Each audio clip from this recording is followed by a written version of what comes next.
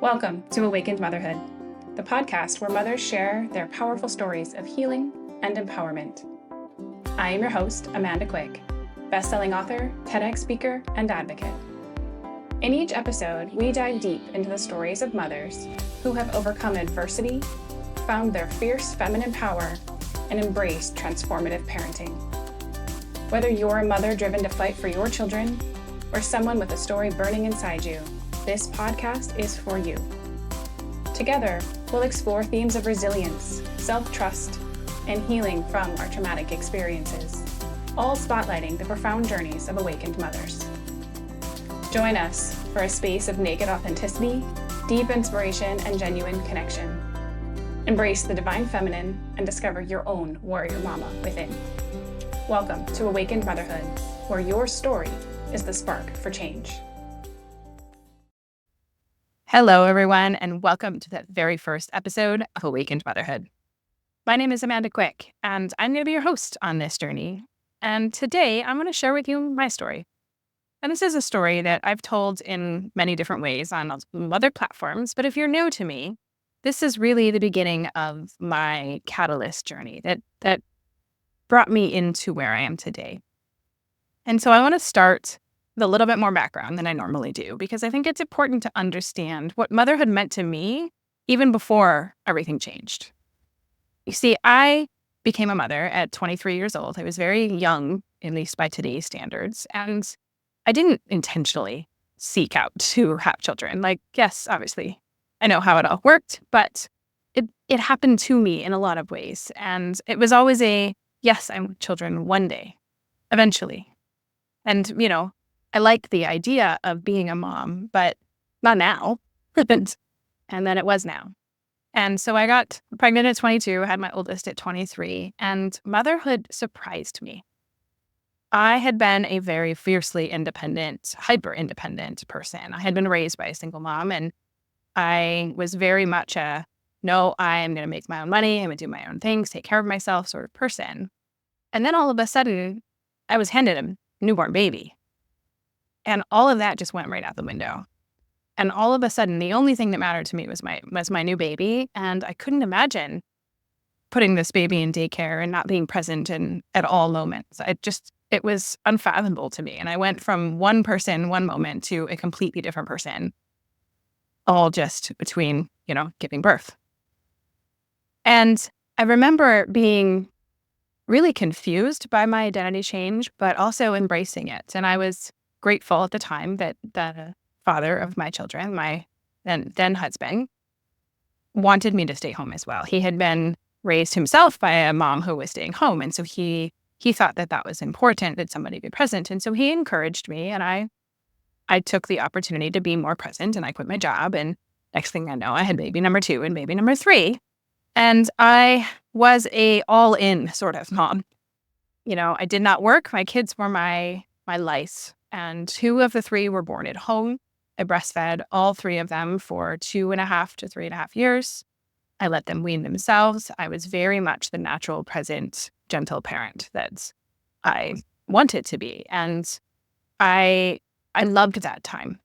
I loved the baby time. People say, what's your favorite ages? And everybody's very confused because my favorite is newborns.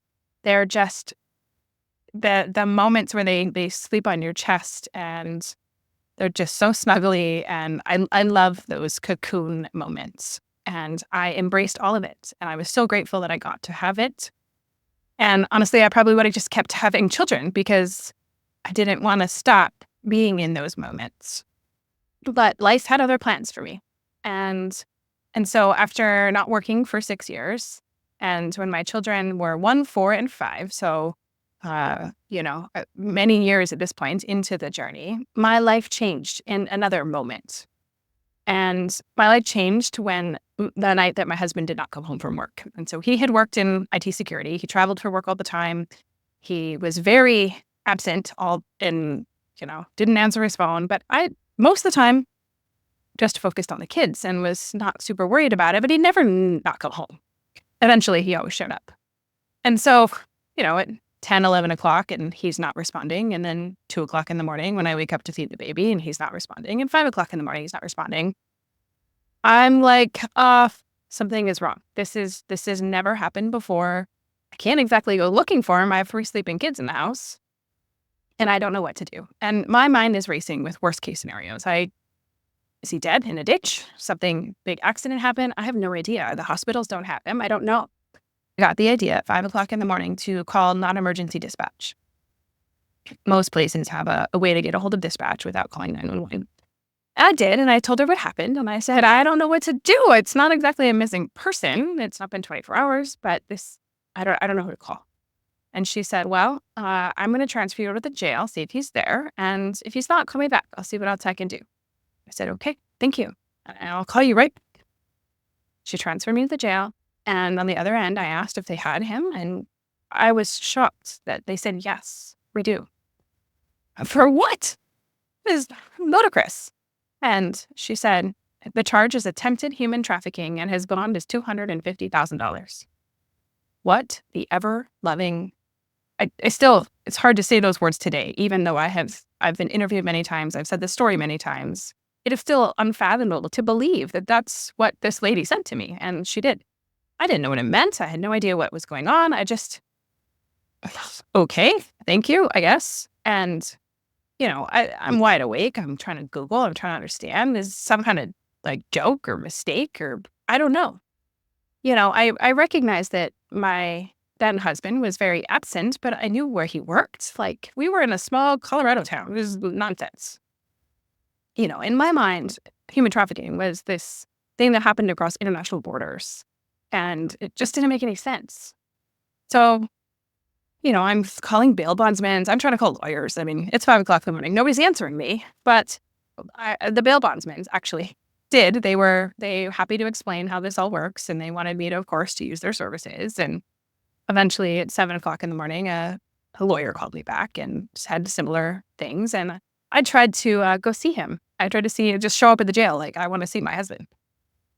You can't do that. You can't just show up at jail without appointments. But I didn't know. I didn't know that. I didn't understand how any of this worked. I had never been involved in any type of criminal proceeding of any kind. And, this level of shock that was in my system, a lot of times people question, like, how did you not know? What do you mean? Like, I was in a complete state of shock. I had no reference, no frame of reference for this type of crime, let alone this type of thing connected to somebody that I knew and lo, married to and had children with. And so I'm still proceeding under the belief that there's some other explanation. There has to be some other explanation. I just don't know it yet. And what I know of my husband, he doesn't belong in jail. I have to get him out. I have to help. I don't know. Like my instincts were to help and support him, not to leave him there. And so eventually, through the bond hearing, I learned that they actually want to charge him with completed human trafficking, not just attempted. And they're not reducing his bond and all these things. And I'm just like, what is happening? And he's, we did go to the bond hearing, so I was able to see him. And it was, in fact, him. He wasn't dead. I was worried about that, but it was, in fact, him. And he's clearly a mess. And everything in me says I have to get him out of there. He had some stock in the company that he worked for, and I was able to move things around and able to get money to bail him out and got him out and was kind of like, okay, now what happened? You have to tell me what happened because I need to understand. And we drove around for a while, and his story, his version of events was that he had been soliciting adults. And granted, this is news to me. He'd been soliciting adults his entire adult life. And that when they offered children, he was sure it was some sort of scam or mistake, but he had to be sure so he could report it. And I'm sitting there, first of all, trying to process everything he's saying. I'm in so much shock. I'm trying to process what he's saying. I'm trying to understand what he's saying. And huh? What? What do you mean? And yet my body has no response. I have no emotional reaction. At this point, I'm like past shock. I'm, barely going through the motions here. And what he's trying to say to me is he's basically saying he's a victim to this system and that they were trying to frame him and this isn't what happened and nobody would listen to him. And he's you know, he's doing some bad things out there, but not this, and it shouldn't be, it's real jail time associated with these kind of crimes, and I'm just going, what? So I drop him off at his mom's house because he's not allowed to be around the children, and I try to figure out what I believe even is true. And I think that a lot of times people, they look from the outside in. They look from the outside in onto relationships. They look to big things that have happened or people who have been arrested for horrible things. And they look at the family and they go, what are they doing? Why are they supporting him? Are they just as bad? And when I first took my story to social media, I had so many people saying I was just as bad because I didn't leave him in jail or whatever the story is. And I think it's really important to note that the cognitive dissonance that I was in was astronomical. This was a completely different version of this person that was so outside of my understanding of reality. None of the things that he even was saying existed in my reality, let alone everything else that he wasn't saying. And I was trying to wrap my head around what he was saying because it still didn't even make any sense. The person I was married to was admitting to soliciting adults, at least, and cheating on me for years while I was pregnant and breastfeeding our children. And I somehow had no idea. And I was trying to wrap my head around how I could not know, and let alone how that can be worse than this. I couldn't do it. It was too much in that moment. And so I just tried to focus on being present with myself and my kids and taking one moment at a time. One moment at a time, one day at a time, sometimes even less. And how can I take care of us in this moment? And how can I face whatever comes next as it comes? And that's what I did. And things didn't exactly get any easier anytime soon either. 10 days after he was arrested, I found out that I was pregnant with what would have been baby number 4. And so not only is my husband out on bond for attempted human trafficking, maybe worse, not only am I all of a sudden alone with 3 very young children and all of our income is gone and everything else, but now I find out I'm almost pregnant. And this is from a person who loves babies. And so what should have been exciting was terrifying. And the moment I took the test, I knew that I could not keep this child if it was positive. I could not put another baby through whatever this was going to be. And I had no idea if I was going to be alone and for how long. And I also knew that I had to take care of my own body, and I had to take care of my body so I could take care of the 3 kids that I had. But I grappled with this for a couple of weeks because I needed to be sure, and it's not something I'd ever thought I would consider doing. I never thought I would ever terminate a pregnancy. But in the end of the day, I realized that I had to put me first. I had to take care of the children I had. And I had to make sure that they were not going to become orphaned if something happened to me. I had this knowing that I had to do that. And so I chose to abort that child, and I chose to focus on exactly what was happening instead. And so I supported my husband through the criminal proceedings. I supported him receiving supervised visitation with the children. I supported as best I could to keep everything together, to keep it as normal as I could, to get them to school and still have activities and things like that, while also trying to navigate legal proceedings. And, in my mind, this was going to be a fast thing. We would just have some sort of court hearing or whatever. But it's a months-long process, and it's very slow. And that, even when you do show up at court, it's like 5 or 10 minutes. It's like, oh, that's it? That's all? Just status hearings. It was very confusing to not only not understand, but also trying to navigate all of it at the same time. And so in the end, they ended up reducing the charge instead of escalating it. And they reduced the charge to solicitation of a minor, and then they offered him a plea deal for attempted solicitation of a minor, which he accepted because this plea deal actually came with 0 jail time. 0 jail time, which honestly could be an episode in itself. But the plea deal came with no jail time at all. He had to register as a sex offender, he had to go through treatment, he had to, be on probation, but that was it. And he's like, I have to take it. And I was like, but you said you're not guilty. And he had this claim of all of this evidence that would show that he was not guilty because he was searching how to report it. And he had emails composed and all these other things, and none of it went anywhere. And so he decided he was going to plead guilty, and I had to grapple with that. I didn't really want this life. This isn't what I wanted for our family. But I also couldn't imagine choosing to separate the family either. That was even worse, to put the kids through even more. And so it was January of 2017 that he pled guilty. And I thought we would try to get our lives together. I thought that would be next. And, a lot of times people look at that time and they're like, well, that's, okay, you did the thing and then what? And it's not over. And no big traumas are over just when the case is done. That's not how it works. And so at this point, I'm hoping he's going to go back to work or something is going to happen because we've lost our income, we've lost all these things, and we're living off savings, which doesn't feel sustainable. And I realized pretty quickly that his mental health was deteriorating really, really quickly, and he was not actually going to be able to support us anymore.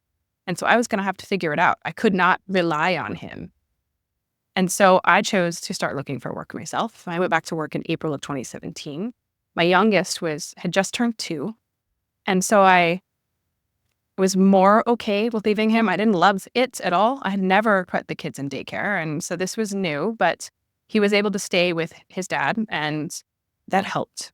It helped. And so it helped me kind of just wrap my head around all of this and feel like, okay, I'm not impacting the kids too much.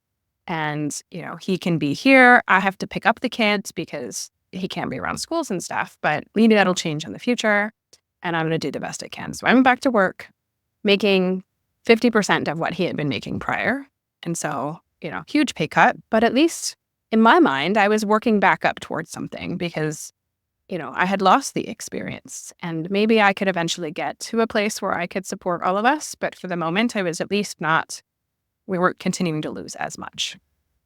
And I was surprised at how good work was for me, to think about other things, to do other things, to be something besides mom and wife. I had been so focused on the kids when they were little, and then I was so focused on this other thing that I'd kind of forgotten who Amanda was. And going back to work was fun. I was good at it. People liked me, and that was really supportive for me. And I found myself enjoying my life in a different way. But I was also very stuck in a sense too, because I didn't want anybody at work to know about my whole life. I didn't want them to know about what we had just walked through. It was a small town. It was in the paper. I couldn't avoid it to some extent, but I really hoped that nobody was putting 2 and 2 together. I was terrified that even my last name was going to trigger people to remember the articles in the paper. But nobody said anything to me, and I got to keep my world separate for a time. And I was grateful for that. But it really, when you're living in this divided state where the person you are at home and the person you are at work is 2 different people, eventually that really wears at you and it crumbles you. And that's kind of what ended up happening. I felt like, which world was the problem? Because I didn't want them to even touch ever. And the company Christmas party was a panic attack inducing event because you're supposed to bring your spouse, but I didn't want him to come, but I didn't want to hurt his feelings. Like I had solid back and forth. And eventually I realized that it wasn't my job that was the problem. My job was not my safe place. It was my relationship that was the problem. And all through this, I'm finally starting to process a little bit about what he did even admit to, that this was a man who cheated on me for multiple times. And every time a new disclosure would happen or he would get a new evaluation done by either probation or his therapist, the new disclosures would happen. The numbers would literally double. And so it kept feeling like there was so much more I didn't know that he wasn't saying. And every time there was new things, it was just like, what else don't I know? And the truth was I didn't want to know those things, but I could tell they were there. And I was starting to feel all of it. And it was starting to bubble up. And I remember he would start to try to initiate intimacy with me. And I would it was like ghosts were in the room. I kept hearing, this is the way he would look at them. This is what he did with them. That's what he wanted from them. And it felt like I couldn't escape it. And I think this is the beginnings of what later turns into a PTSD diagnosis, because it just repeated over and over and over. It was like I was reliving it over and over and over. And all I wanted to do was get away. I wanted to be away from that. And the challenge within myself was that also meant being away from my children. Because once he pled guilty, he was allowed to move back into our house, and he was allowed unrestricted access to our kids, not any other children, but ours. And so he never left. He just moved back in and never went anywhere. And so if I wanted to be away from him, it meant I had to be away from my children, which really tore at me, but I didn't know anything else. I didn't know how to do it. And so I found myself seeking experiences outside of the house. And I found myself attracted to a coworker. I found myself wanting to go have fun. And I decided I wasn't going to do it in secret because I knew what that felt like. And I told my husband at the time where I was at, and that I was not doing okay, and I needed something different, and I was interested in this other person. And at first he tried to stop me, and he flipped the switch really fast and just kind of said, "Okay, you do what you need to do. I'll be here. We'll be weird normal. I'll move out of the bedroom. We'll set up 2 master areas. No problem." Totally pulling at I don't want to separate the kids. I don't want to blow their lives up. And so I agreed, and we were very weird normal for a little while, and the adults really tried to make things normal for the children, but obviously it was very confusing for everybody, us included. I mean, I was dating a coworker, living with my husband and my children. Totally not weird. Very weird. And, that summer, what I will say about it is I found joy and fun and play again in myself that I had also lost. So my job helped me find my intellectual abilities, my ability to communicate and have, connections with other people, other grown-ups, use my brain. And this relationship helped me find joy and fun and play, other parts of myself that I had lost. But eventually it got hard and weird, and I broke it off. And that was hard, but it was needed because I needed to deal with my life again. And the moment I did, my husband wanted to get back together, and I was absolutely not. I'm done. I'm good. And that's when he served me with divorce papers. People are surprised when I say that he served me with divorce papers, but he did. He served me with divorce papers, and then he also served me with papers that tried to remove me from the home because he was now the primary parent. And I don't think I've ever been angry like this at somebody. I don't think I've ever felt rage like this. Supporting somebody through a criminal proceeding and then have them try to forcefully remove you from your home is rage-inducing. I was livid. I felt so betrayed, more betrayed than any other thing he had done. I felt so betrayed that the audacity that he claimed I was abandoning the children because I went back to work. Because I went on a date and I was gone from the house 1 to 2 times a week, I was abandoning the children. I was livid. I just couldn't feel it already. It comes back. And it was like I saw red. I could not think clearly. And I called my lawyers, and my lawyers were like, "Amanda, going back to work is not abandoning the children. I promise you that." Just that he had this way of getting in my head that made me feel like I was doing something wrong. I was the crazy one.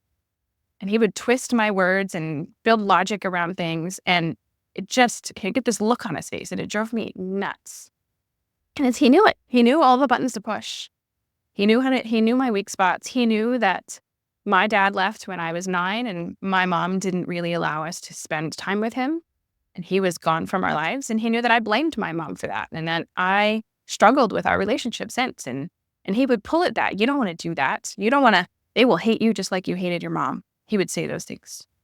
He was really trying to pull at my childhood traumas. He was trying to pull at my really deep need to be close with my children and not wanting to tear that apart. And he just pushed at every little button he could push. And what he was doing, he was trying to use the court case to get me to come back.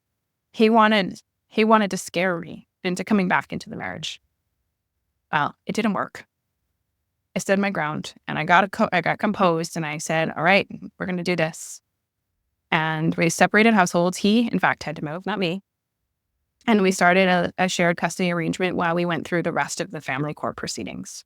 Because we had to separate assets, we had to come up with custody, and nobody agreed about anything.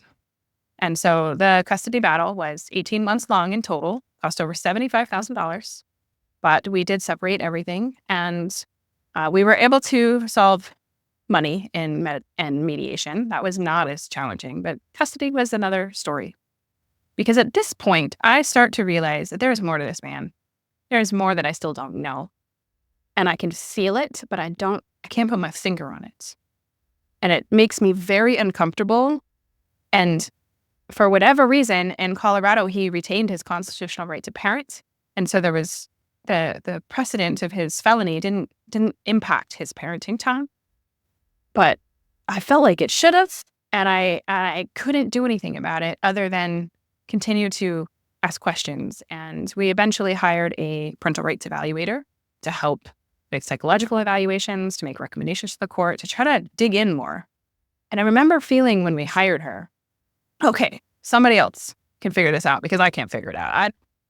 I don't actually know what I want, and I don't know how to do this. I don't know how to put this together. I didn't want any of it, right? I didn't want to be in this position. I didn't want to have my kids half the time or even less than half the time. I didn't want any of that. I wanted my family. I wanted my marriage. I wanted the life I used to have, but it wasn't an option anymore. And so the evaluator helped put things together. And her final recommendation at first was still kind of a 50-50 arrangement. But, with a little bit of support around his probation restrictions. But for the most part, a 50-50 arrangement. And I was like, okay, I guess I will try because that's what she said. Didn't like it. Didn't want to do that.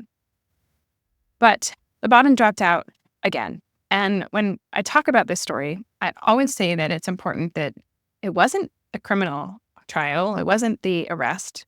It was my rock bottom. It had started this whole thing. But this next thing is when I hit rock bottom. Because the behavior in my children started to change at this point. They had become violent towards me because I was now the parent who was bad and was leaving them. He had been alienating them, telling them all kinds of stories that I was the problem. But more than that, more than my kids rejecting me and being physical with me and all of that, I could deal with that. I could see where that was coming from. But what came out of my middle son's mouth, I could not get over. I started to realize that there was more going on with him at his father's house. And I started to get this really eerie feeling that there was sexual grooming taking place. And the things that he was talking about and the behaviors towards me were changing in a really scary way. I remember picking him up from school one day, and it was early. He had a presentation, and I showed up. He was surprised I was there. He wanted to go home with just mom. It was a normal dad day, but his father agreed, and so it was a special day, one-on-one time, which, as a middle child, didn't get very much of. So he loved the idea, and he wanted to go get ice cream. He wanted to watch movies, all the things. And I remember putting the movie on, and he sits next to me, and then he climbs in my lap, and he's trying to kiss on me. And I'm like, whoa, dude, no. What is going on? Where did you learn that? And he shuts down, doesn't say anything. Deep breath. He's 6 at the time. So I'm trying to center myself. I'm trying to understand. I'm trying to, okay, he's already in therapy. I need to talk to his therapist about these things. I start to pay a little more attention. And then the next big thing that happens after some other challenging transfer of children, but the next thing that happens, I'm driving him to school, all of them, and I'm at my job, I've been promoted. I'm now in charge of the department, and I'm doing different things and bigger things. And I have a big presentation. So I'm like playing the presentation in my head. I'm really not paying attention to the children. I'm just driving them to school. And I'm focused in my head elsewhere. And I drop them off. I open the door. Have a great day. Love you. Bye. And my middle son stops and he looks at me and he says very excitedly, "Sometimes I suck on daddy's fingers." And I stop. I can't say anything. I can't appear triggered. I can't make him feel like what this is wrong. None of this is his fault. Deep breath. That's nice. Have a good day. It's in this moment that I am flashing that this is the man who showed up trying to purchase 2 children in the sting operation that clocked him. They were 11 and 14. Like, hello? How did I not see this? And now what do I do? Because this man now has my children 50% of the time unsupervised without me in the house anymore. So I call my lawyers, I call the therapist, I call everybody. But in a high conflict divorce, you can't make new accusations, or then I'm the problem. I'm the alienating parents. I don't know what to do. This is the moment that I felt like I couldn't go on. I could not live if I put my children in this situation. Like I could not. I remember calling my mom and this is crazy making. And got myself composed. The therapist said I could report it to Child Protective Services. And so I did. And Child Protective Services were pretty useless. Probation also was useless. They polygraphed him, asked him totally not the same questions of what I was claiming, and just let him go. Case closed. And, we had pulled our settlement agreement. We were going to court at this point, but I felt like there was nothing I could do because the court statutes were so in favor of 50-50. And unless that I could prove that something bad had already happened, nobody was going to protect my kids from this. There was nothing I could do to stop this train wreck from happening. And this was my moment. This was the moment that I felt like I was this victim to the system. I was this victim to my husband.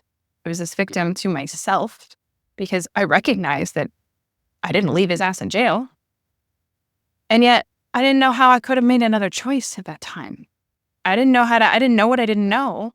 And I certainly didn't know what was coming. And I sat at the bottom of my dark night here and totally unsure of what to do. And I was in a therapy session, and it was my therapist, regular, just normal counselor, who says, "Have you ever thought about seeing a psychic?" Now, I am very agnostic. Was raised by a very spiritual woman, but I never ventured in that direction. And she, like fortune tellers? What are you talking about? Are they real? She says, "Yeah, I know a good one." Okay, won't call anybody because Child Protective Services didn't do anything. The parental rights evaluator is still recommending 50-50. My lawyers can't do anything. I'm out of option. So, okay, sure, let's try. And, I get to this point in the story, and it's important to say here that this was not in my realm of possibilities of people who could actually help me. But I was willing at this point to try anything. And I think it's important here. I was willing to try anything, and I was willing to admit at this point that something had to change. This is not what I wanted. And so I went to see this lady. Her crystals and deities and all these things everywhere. And I'm just, okay. And she starts telling me this story. And she tells me this story about a lifetime of mine, 500 years ago in the past. And she tells me where I was, what I was doing. And she says, things were okay until you had kids. And she's talking about my husband in that life, who was physically violent and a drunk. And so his addictions were different, but he was still abusive. And, things were okay. And then you had kids and you tried to protect the kids from him. And you didn't know how to leave because all these reasons, the way she was just talking about all of the fears I had, she was in my head. And I was just, how? Okay, I'm listening. And then she starts telling me that, the violence got worse. And in that life, he beat me to death in front of my children. And my whole body just started vibrating with this, holy crap. And I had this massive fear response hearing this. And she says, that fear that you're feeling right now, that is what you have to get a hold of. Because that is not this life. In this life, he hasn't laid a hand on you, but you're still terrified of him. And you need to get a hold of that fear now. And she wasn't wrong. He was very mentally and emotionally manipulative. And he had, like I said, this way of talking to me that made me feel like I was crazy and I was the problem. But, he was just an asshole in my mind.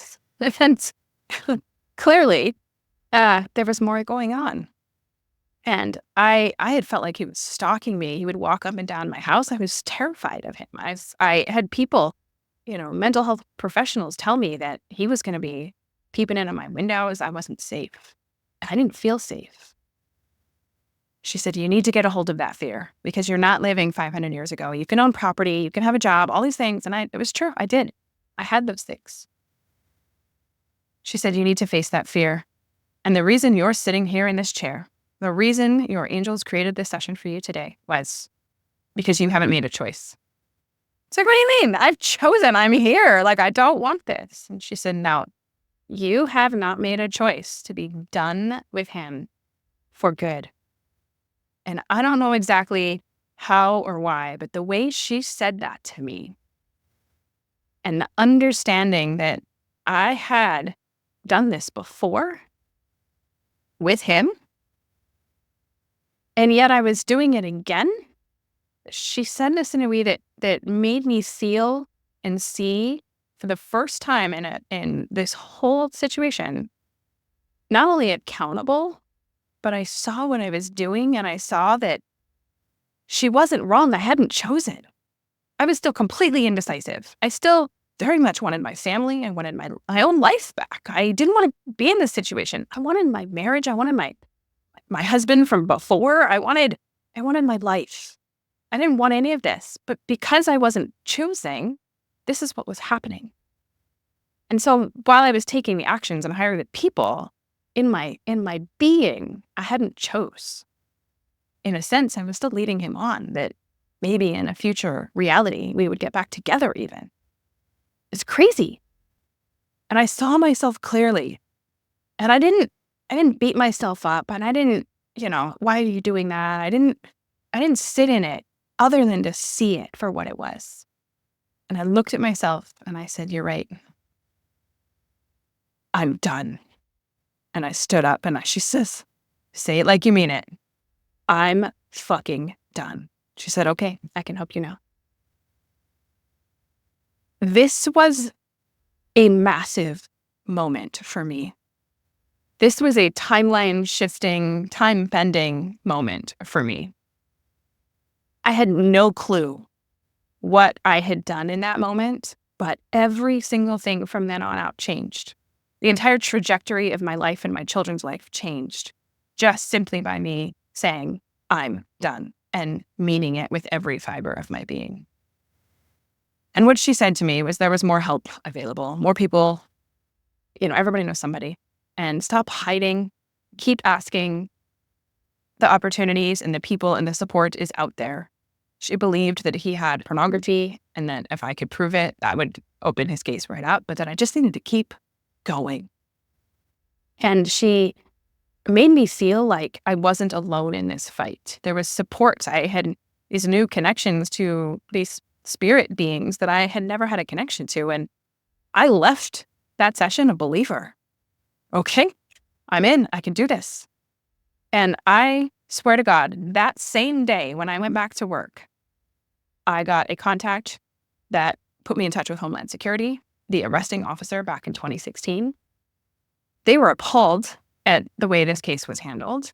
They vowed to help anything that they could do.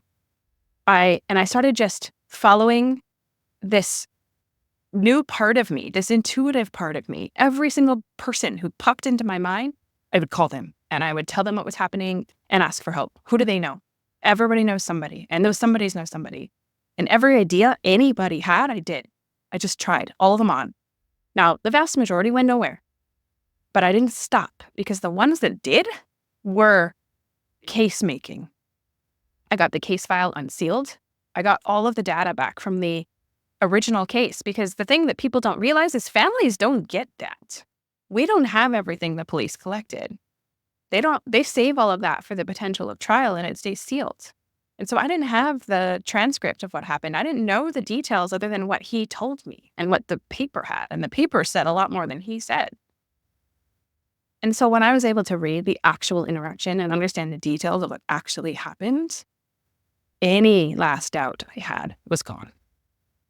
I was married to the man for, at this point, we were coming up on 10 years. had 3 children with him. I knew his preferences, and I knew without a shadow of a doubt that he absolutely would have gone through with this. And that knowing kept me going, because in this moment, I'm still having to transfer kids back and forth. I'm collecting evidence and having this even stronger knowing of who this person is, and I still have to give my kids up. And this period of time was the most challenging. It forced me to lean into this level of faith that I didn't have prior. And I just had to trust and to know that this was going to work out. I just had to keep going. We filed motions that didn't go through, and I had to take a breath and keep going. I had to trust that more information needed to come out, and I got the more information every single time. I recorded the conversations with the kids. I read them books about keeping private parts private. It led to new disclosures. I recorded all of it, and I just continued to pile up all of this evidence to show that my kids were in danger today. And only 6 weeks after the meeting with the psychic, I had our final court hearing. And I faced him in court, and I said my piece, and I stood strong and clear about my position. And I truly believe that something in him broke in that moment, because he saw that I was done and there was no more hold on me. And the hold that he was trying to keep on me through the children was also gone, because I was not going to stand for it any longer, and I was going to keep going no matter what. And the outcome of that hearing was the judge actually gave him one last chance. She gave him a list of things to do. And if he did all of the things and complied with the courts, including keeping all of these other therapists involved and disclosures happening and everything else, she felt like it was enough protections in place and that he would be able to have some parenting time. And if he did none of those things and he didn't complete, then he was going to have only supervised visitation. And it was up to him to choose. Now, what nobody knew is 2 weeks after our court hearing, the world shut down, because it was March of 2020. And the world shut down and everything changed. And whether that helped or hurt, I don't know. But the 6 weeks went by and he did not comply with the court. He did not file anything. And not only had he had his overnight stripped originally, but now he was only going to be allowed supervised visitation. April of 2020 is the last time that we have heard from him. No phone call, no text, no child support, no nothing. He was gone. And we are now in October of 2024. It's been 4.5 years. And so much has happened in that 4.5 years. So much has shifted in my world. And the point of this podcast is to share stories like mine, some of them just as crazy, some of them not. Some of them are about stories of childhood trauma that impacted their ability to take care of their kids in a way until they realized what it was and worked on healing it. We all have the things that created these situations, whatever they are. But the point of being an awakened mom is recognizing this innate power we have. Because I had to find it at rock bottom. And unfortunately, that happens for a lot of us, but I found it.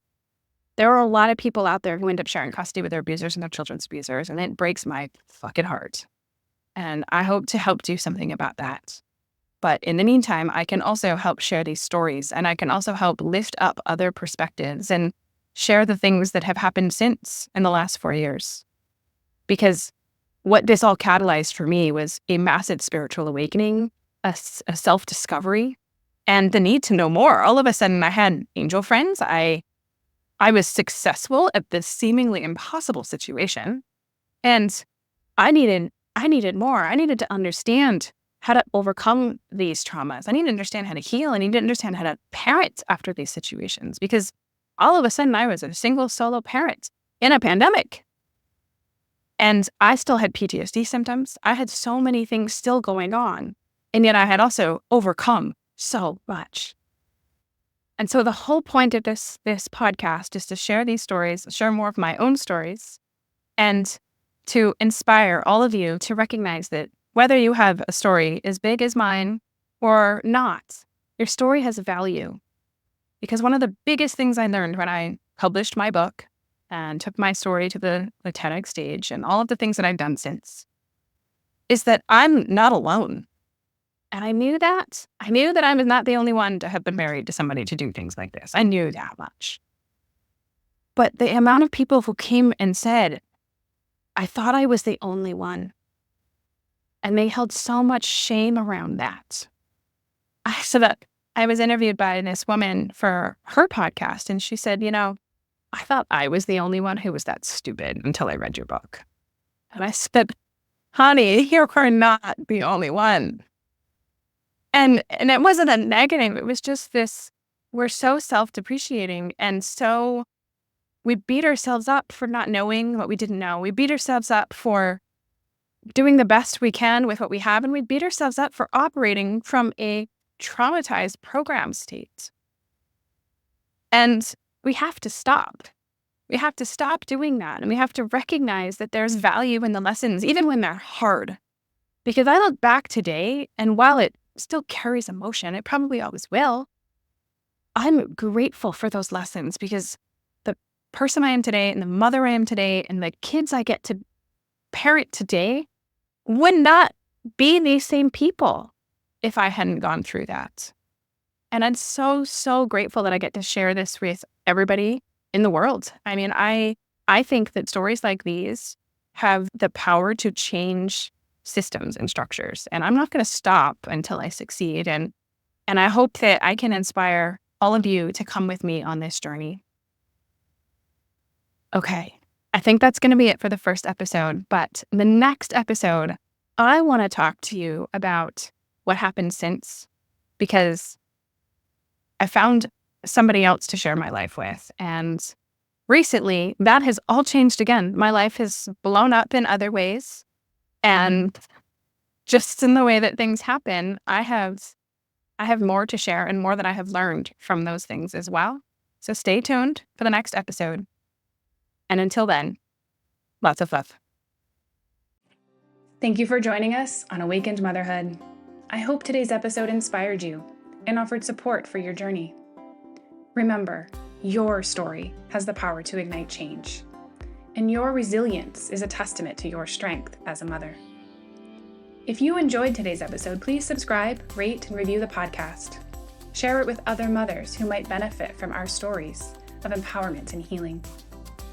I invite you to connect with me on social media platforms at Amanda Quick Healing, or visit my website, amandaquickhealing.com, for more information on other ways to work with me. Until next time, keep embracing your divine self and discovering your warrior mama within. Thank you for being part of Awakened Motherhood, where your story is the spark for change.